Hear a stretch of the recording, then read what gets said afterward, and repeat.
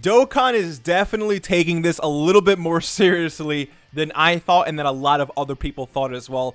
I talked about how I didn't really think the airplane mode would get people banned, but I really could be wrong. I have a lot of tweets to read to you guys. I want to talk about, again, the possibility of a lot of us getting banned, because I do think that it could definitely happen. But before we hop into it, let's just throw the subscriber challenge out really quick. If you have not joined my Discord yet, then what are you doing? You got to subscribe to the channel. I just caught you lacking. And while you're doing that, while you're down there, you might as well join the Discord, all right? We're trying to improve this server as much as possible, make it, you know, one of the best for Dokkan and for anime, all that good stuff. So consider joining. Now, if you are already part of the Discord, then I appreciate you, all right? I'll let you slide for today's video. You don't have to subscribe. I do appreciate you. Let's hop straight into this video. So here, Gresh mentioned that regarding the Dokkan Battle Airplane Mode glitch, the notice in the news says that they are confirming which accounts have cheated, and for the account that are confirmed to have used the specific methods, they may receive a separate message in the news. So if you receive a separate message in the news besides the whole maintenance message, then there's a good chance on JP Dokkan you could get banned. I'll talk about global in just a second, okay? So Hydros here did mention that the airplane mode glitch is patched, so if you try to do it right now, it will not work. At least for JP. I have not tried it on global Dokkan. I don't recommend you try it on global, because again, they're definitely talking about this right now. So I don't know if it's actually patched for global Dokkan, but I know it is patched for JP. So if you try it, it definitely will not work. Okay, now Hydros also mentioned that he said, rest in peace emulators, bots, asset downloaders, etc. So basically Dokkan actually finally implemented the whole safety net thing, right? Remember a few months ago they were talking about safety net.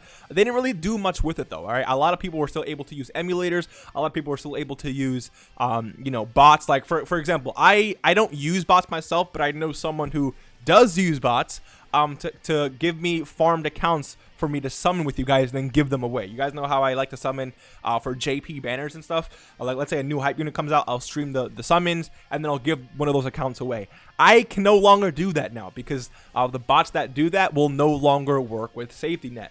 When it comes to emulators, I think specifically like BlueStacks and Nox and all those other emulators that exist for playing Dokkan, they will no longer work. I don't know exactly how the code works and stuff, but if Hydro's saying they're no longer going to work, I'm telling you right now, they're no longer going to work. Now, Hydros has gotten away with, Hydros has found ways around safety net in the past, and I think Hydros is definitely good enough to maybe find a workaround, but when it comes to emulators specifically and bots and stuff, things are definitely changing. And if Dokkan is implementing this, then I think Dokkan is definitely being really serious when it comes to the airplane mode glitch, okay? Also, you have this. So someone posted, you know, this little troll thing and saying that emulators never die. But he said this. I know this is a troll post, but because someone may not be aware, emulators cannot bypass safety net.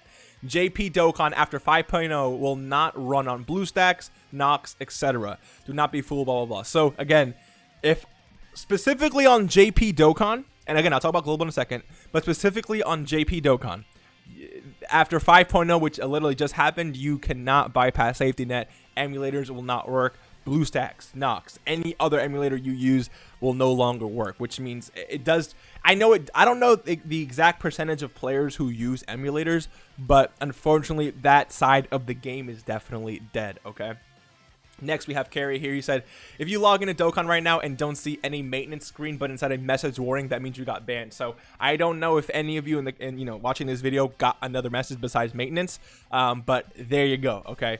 I know a few people on Twitter that were freaking out because they did not see a maintenance screen. So rip to those guys is all I have to say. Then Hydros also mentioned this QApp works. This QApp or QApp, I don't know how to pronounce it. Still work for JP. He said yes, it does. So on Android, I don't know what QApp falls under. I think it's just like an app store, right? If you have an Android device, QApp still works. So you can still download Dokkan, you can still update the game, etc., etc. I'm still surprised that actually worked, but it still does work if you were concerned about that, okay? And then there's also this thread right here.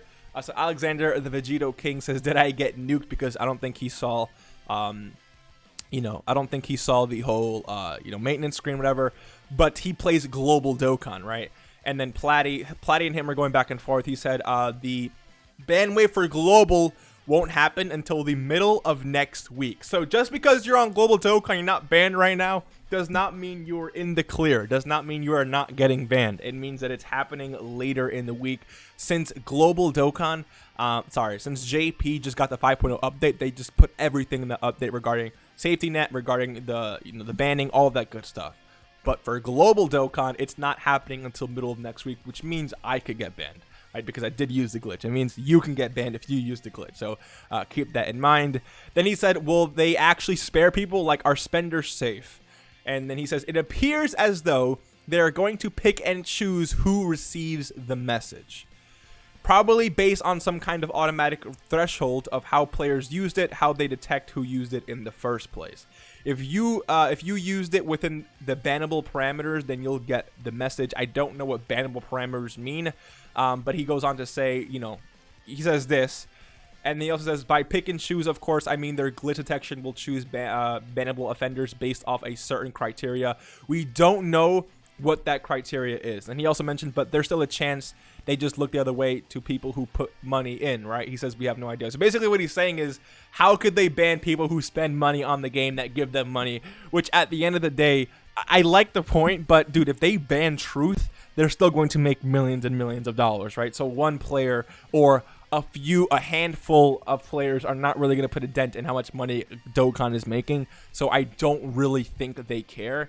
It seems like with this whole update, it seems like with everything they're trying to implement here, they care a little bit more about their image and about their rules in TOS than they do with a few, not even whales, just a few dolphins in the sea spending a little bit of money. So yeah, I'm not saying he's a dolphin or anything. I don't know how much money he spends, but I will say that if we're on global, for those of you on global Dokkan, for those of us on global Dokkan, we still are not in the clear. Okay, if you're playing JP, fine, then you're good to go.